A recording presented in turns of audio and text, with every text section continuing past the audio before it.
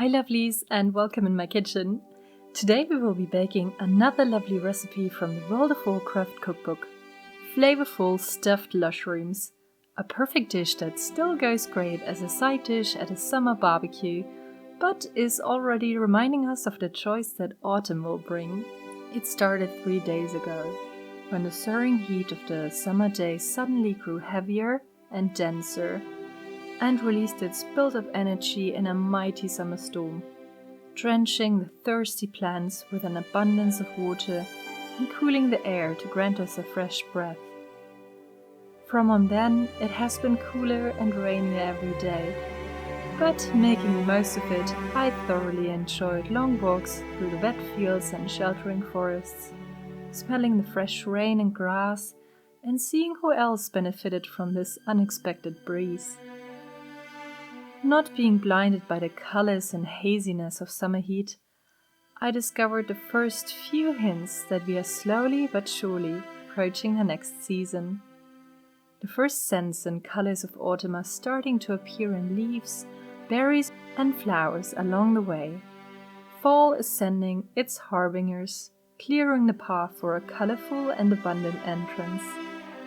And even though I know that late summer is still to bring so many joys, like warm summer evenings, golden fields, a lovely camping trip, red wine and chats at a fire pit, and bathing in the lake, in my heart I am secretly already longing for the coziness of autumn, picturing myself baking apple pies, making berry wine, wearing woolly jumpers when I'm having my morning coffee in the garden, and admiring the softer golden sunlight through colorful leaves in the forest.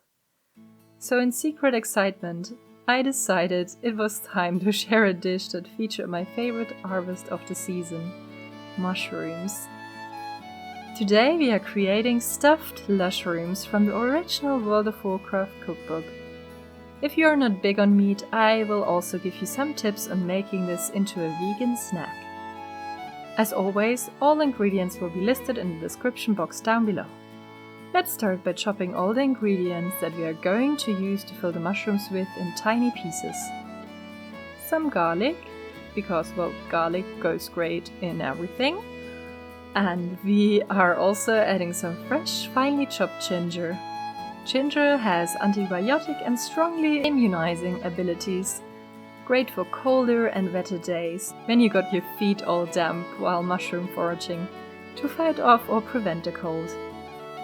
From weight loss help to aphrodisiac to cold remedy, it has so many medicinal benefits and can be used so variable that it is definitely one of my favorite root spices to use in the kitchen. Next we have to prep the mushrooms for their lush stuffing by removing the stems carefully from the cap. You can use portabella mushrooms or white champignons. The brown ones do grow slower, which leads to a firmer consistency and a more flavorful taste. The caps can now be arranged in a slightly greased oven pan or on a baking tray that has been covered with a baking sheet.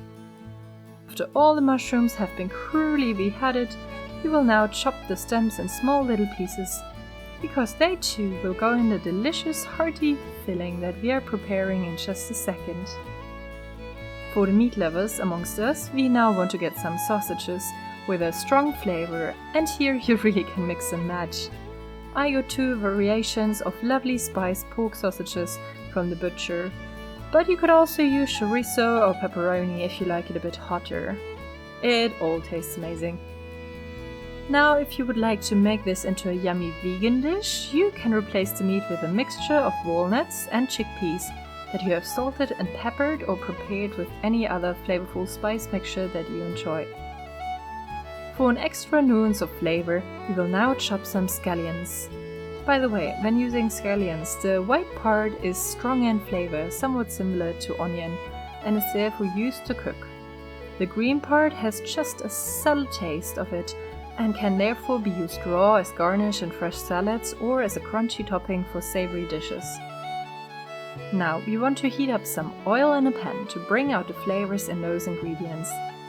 First, we heartlessly toss the screaming ginger in, mellowing its taste a bit by doing so and taking some of the sharpness away. Once the pan is really hot, we will bestow the same fate onto the mutilated mushroom bits. When frying mushrooms, you always want to make sure the pan is heated up, otherwise they will not fry but rather cook in their own juices, as they lose a lot of water. Now, we add in the meat or alternatively our butchered chickpeas and walnuts, letting it brown and then adding soy sauce. Once everything looks nice and crispy and smells absolutely heavenly, we can now take it off the heat and add in breadcrumbs and garlic as well as the scallions. And then if you feel like you should get your 5 minutes of daily workout in, you want to grab a very hard cheese and vigorously rasp it in a mixture, making sure to hold the cheese grater at an awkward angle, really working that triceps. Alternatively, if you're fit enough, you could use pre-packed cheese. However, in my experience, they always are subpar taste-wise. If you would like to make this vegan, I would suggest replacing the cheese either with vegan cheese or nutritional yeast. Make sure to mix everything together so that all the mushrooms are stuffed equally delicious. Now we will grab a little spoon and carefully start to fill the mushroom caps. If you are a greedy, hungry troll like me, go ahead and really stuff it in. But don't worry, if you hold some stuffing over, it also tastes great without the mushrooms, just eaten then and there straight out of the pan. Or another day as a great little salad topping. So after we filled all the caps, we are popping it into the fairly hot preheated oven. We don't want them to get soggy. For about 20 minutes or until your kitchen starts to smell like some hobbits are cooking a woodland fairy feast there. We can then take them out and serve them either still hot as a main dish or side to a salad. Or cooled down if you want to serve them as little finger food snacks at a party. Are you longingly waiting for autumn too? Let me know in the comments down below.